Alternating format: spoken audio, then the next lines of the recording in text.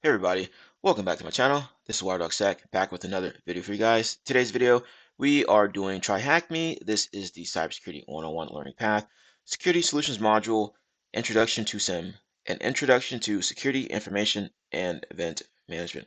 Hopefully you all have an awesome day today and ready to learn. Let's go ahead and dive into it.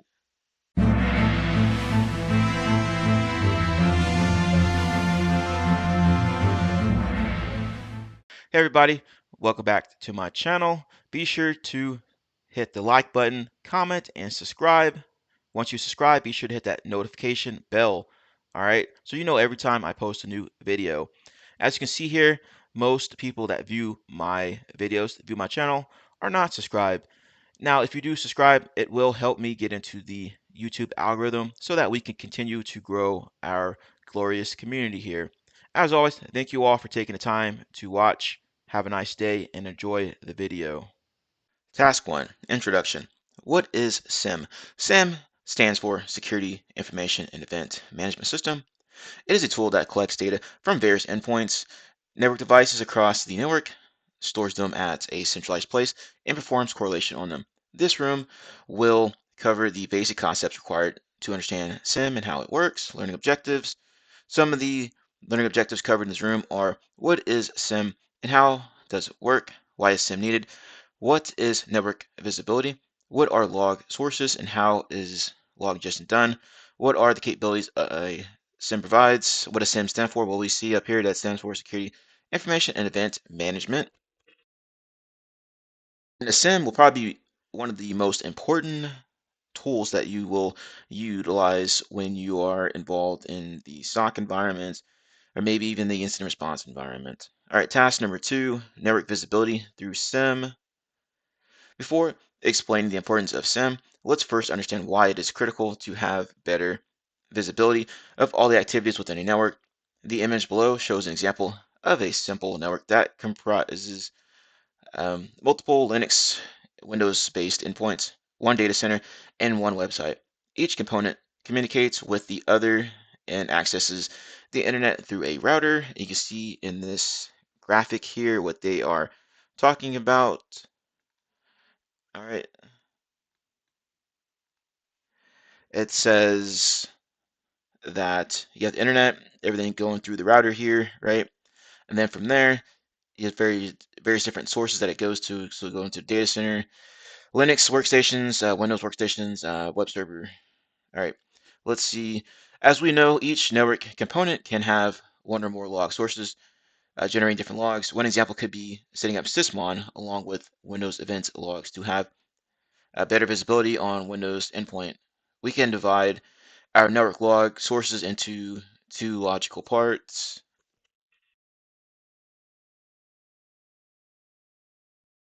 Number one, host-centric log sources. These are log sources that capture events that occurred within a related to the host. Some log sources that generate host-centric logs are Windows event logs, sysmon, OS query, etc. Some event or examples of host-centric logs are a user accessing a file, a user attempting to authenticate, a process execution activity, a process adding, editing, deleting a registry or key value. Um, PowerShell execution. Number two, network-centric log sources. Network-related log sources are generated when the um, hosts communicate with each other or access the internet to visit a website. Some network-based protocols are SSH, VPN, HTTPS, HTTP, FTP, etc. Some examples such events are SSH connections, a file being accessed via FTP web traffic, a user accessing company's resources through VPN, network file sharing activity. Importance of SIEM. Now that we have covered various types of logs, it's time to understand the importance of SIEM. As all these devices generate hundreds of events per second, examining the IMG logs, image logs on each device one by one in case of any incident can be a tedious task. That is one of the advantages of having a SIEM solution in place. It not only takes logs from various sources in real time, but also provides the ability to correlate between events, searching through the logs, investigate incidents, and respond promptly. Some key features provided by the SIEM are the following: real-time log ingestion, alerting against abnormal activities, 24/7 monitoring visibility, protection against the latest threats through early detection, data insights and visualization, ability to investigate past incidents. Okay, and here's another graphic, right, of what they're explaining here. So you have all your logs from various different sources, data sources, right, going into one centralized location, which is the SIEM. And then from in the SIEM, you can go in and conduct correlation searches, set up alerting, stuff like that, like all kinds of logs that are being ingested in the SIEM. All right, question time. Is registry related activity host centric or network centric? That's going to be host centric. Okay, so that's going to be on the Windows box or something like that. Okay. Is VPN related activity host centric or network centric? That's going to be network centric. Okay, because you're making those VPN network connections to another device. Okay, so like SSH connections here. It's talking about a file being accessed via FTP, web traffic, network file sharing, etc., etc. And it says a user accessing company's resources through VPN. Okay, so let's see. Task number 3: log sources and log ingestion. Every device in the network generates some kind of log whenever an activity is performed on it, like a user visiting a website, connecting to SSH, logging into his workstation, etc. Some common devices that are found in a network environment are discussed below. Windows machine. Windows records. Windows records every event that can be viewed through Event Viewer utility. It assigns a unique ID to each type of log activity, making it easy for the analyst to examine and keep track of the view events in a Windows environment. To view events in a Windows environment, type Event Viewer in the search bar, and it takes you to the tool where different logs are stored and can be viewed, as shown below. These logs from all Windows endpoints are forwarded to the SIEM solution for monitoring and better visibility. And this is what they're talking about here. So they're looking at Event Viewer, going through, taking a look at all various different logs in here. Okay, and then they said that this is being sent to their SIEM. Linux Workstation. Linux OS stores all the related logs such as events, errors, warnings, etc., which are then ingested into SIEM for continuous monitoring. Some of the common locations where Linux store logs are varlog, HTTPD, log cron, log auth, log kern. Be sure to read through this all the way and understand where these logs are and what the description are of these logs. Here's a sample of a cron log here. Okay, so review this. Web server. It is important to keep an eye on all requests and responses coming in and out of the web server for any potential web attack attempt. In Linux, common locations to write all Apache related logs are varlog Apache or varlog HTTPD. All right. Here's an example of Apache logs. This is what it looks like here. So you have IP addresses, you got the date or the timestamps here. You have the request, so get requests, and you have the location, etc., etc. So a lot of good information in these logs. So make sure you are properly logging and sending those logs to a SIEM. Log ingestion. All these logs provide a wealth of information and can help in identifying security issues. Each SIEM solution has its own way of ingesting the logs. Some common methods used by these SIEM solutions are explained below. Number 1, agent or forwarder. These SIEM solutions provide a lightweight tool called an agent forwarder by Splunk that gets installed in the endpoint. It is configured to capture all the important logs and send them to the SIEM server. Number 2, syslog. Syslog is a widely used protocol to collect data from various systems like web servers, databases, etc. It says they are sent real time to the centralized destination. 3, manual upload. Some SIEM solutions like Splunk, Elk, etc. allow users to ingest offline data for quick analysis. Once the data is ingested, it is normalized and made available for analysis. 4, port forwarding. SIEM solutions can also be configured to listen on a certain port, and then the endpoints forward the data to the SIEM instance on the listening port. Okay, and you can see various different sources again. All these logs are being sent to the SIEM for the centralized location. An example of how Splunk provides various methods for log ingestion is shown below. So there's various different ways you can do upload, monitor, forwarder. All right. Question time. In which location within a Linux environment are HTTP logs stored? And we know that's going to be a var log HTTPD, as discussed up above here. All right.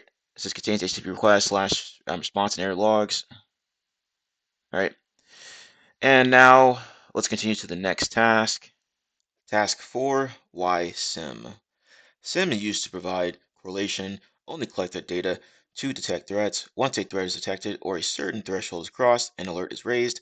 This alert enables the analyst to take suitable actions based on the investigation.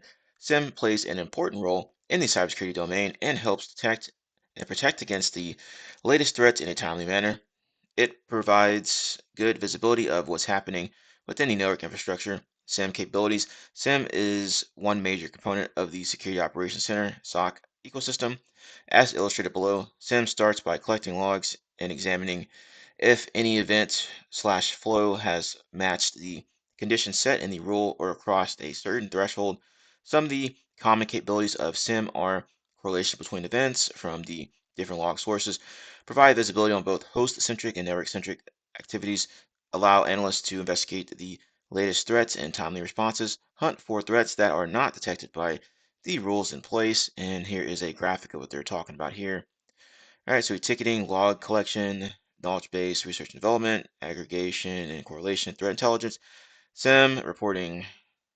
Okay, that encompasses of the SOC here. SOC analyst responsibilities. SOC analysts utilize SIM solutions in order to have better visibility of what is happening with the network. Some of their responsibilities include monitoring and investigating, identifying false positives, tuning rules which are causing the noise or false positives, reporting and compliance, identifying blind spots in the network visibility and covering them. Okay, read the task above. Done. Task 5, analyzing logs and alerts. SIM tool gets all the security related logs ingested through agents, port forwarding, etc. Once the logs are ingested, SIM looks for unwanted behavior or suspicious patterns within the logs with the help of conditions set in the rules by the analyst. If the condition is met, a rule gets triggered and the investigation or the incident is investigated. Dashboard. Dashboards are the most important components of any SIM. SIM um, presents the data for analysts after being normalized and adjusted.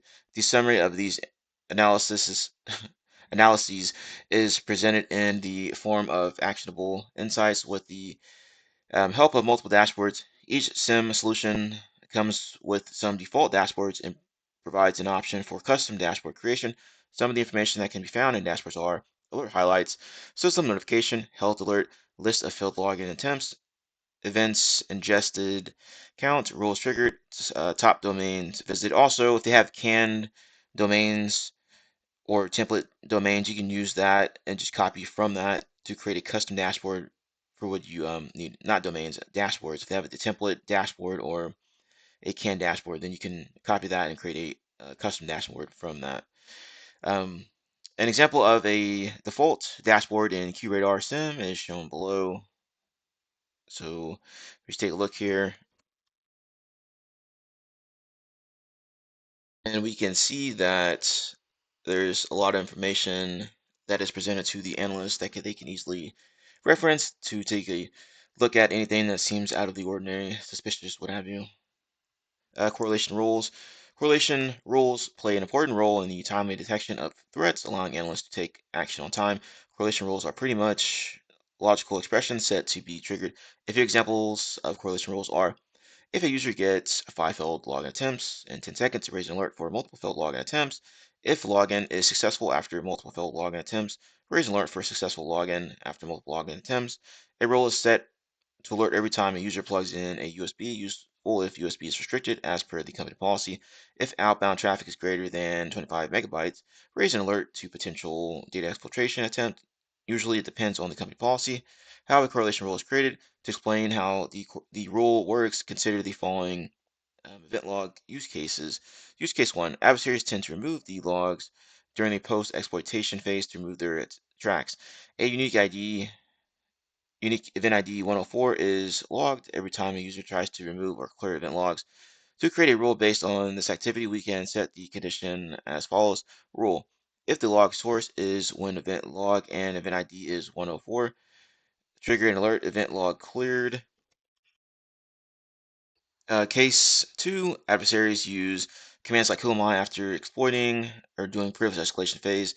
The following fields will be helpful to include in the rule: log source, identify the log source, capturing the event logs, event ID, which event ID associated with the process execution activity. In this case, event ID 4688 will be helpful new process name, which process name will be helpful to include in this rule.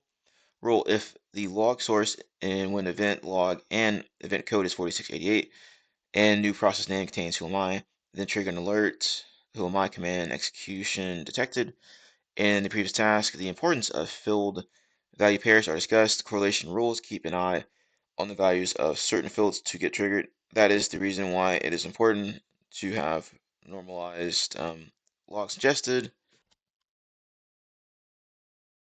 Alert investigation. When monitoring SIEM, analysts spend most of their time on dashboards as it displays various key details about the network in a very summarized way. Once an alert is triggered, the events/flows associated with the alert examined and the rule is checked to see which conditions are met. Based on the investigation, the analyst determines if it's a true or false positive. Some of the actions that are performed after the analysis are alert is false alarm. It may require tuning the rule to avoid similar false positives from occurring again. Alert is true positive. Perform further investigation. Contact the asset owner to inquire about the activity.